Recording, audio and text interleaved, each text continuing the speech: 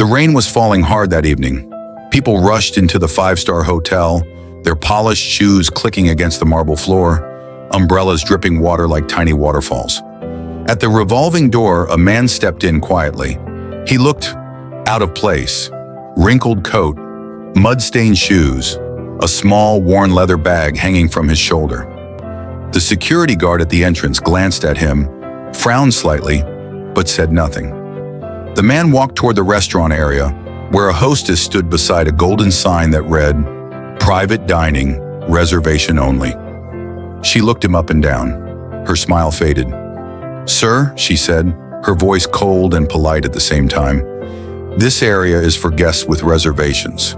The man nodded gently. "I understand," he said calmly. "I'm here to meet someone." The hostess raised an eyebrow. "Who exactly are you meeting?" The man replied, "The hotel owner." There was a brief silence, then laughter, a soft laugh from behind the counter, then another from a waiter nearby. The hostess let out a short chuckle. "The owner?" she repeated. "Sir, do you even realize who you're talking about?" She gestured around. "Do you see this place?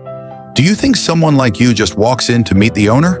A waiter whispered to another, "Probably trying to get a free meal." Another added, "Or warmth from the rain." The man didn't raise his voice. He simply said, "Please, just let him know I'm here." The hostess crossed her arms. "Listen," she snapped, "we can't let random people disturb our VIP guests." She pointed toward a small cafe across the street. "There's a public cafe right there. You'll feel more comfortable." The word comfortable dripped with sarcasm. The man looked at the floor for a moment. Rainwater slowly dripped from his coat onto the marble tiles. Then he quietly reached into his bag. He pulled out a simple envelope. No logo, no shine, just plain white paper. "Could you give him this?" he asked softly.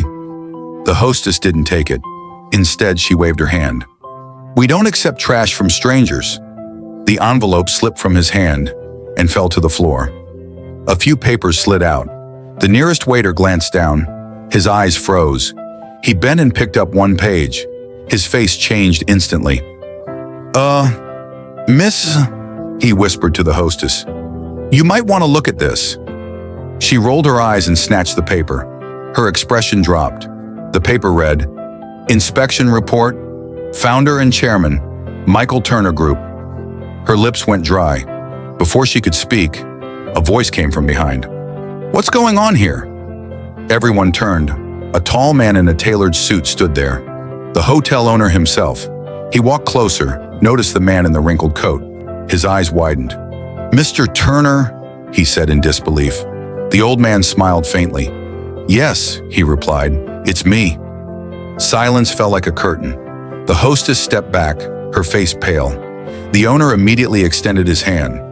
"I didn't expect you to come personally," he said respectfully.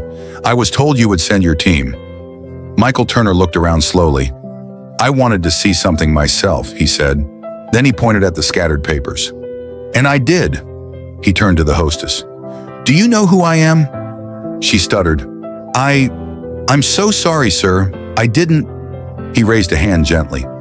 "This isn't about recognizing faces," he said. "This is about recognizing dignity." He looked at the staff around. "Today you judged a man by his clothes. Tomorrow you might judge a guest by their skin, or their accent, or their silence." He paused. "Luxury is not marble floors or golden doors," he said firmly. "Luxury is making every human feel seen." The hostess's eyes filled with tears. "I was just doing my job," she whispered. Michael Turner replied calmly, "Your job is not to protect walls. It is to welcome people." He turned to the hotel owner. "I will still approve the partnership," he said, "but on one condition." The owner straightened. "Anything?" Michael said slowly, "Train your people to respect humans before customers. If they fail at that, no business matters." He bent down, picked up his envelope, and walked toward the exit. At the door, he stopped. He turned back once more and said softly, "Never confuse appearance with worth. The richest thing a person can wear is respect." Then he stepped into the rain again, disappearing into the city, and inside the hotel. No one spoke. Only the sound of rain remained.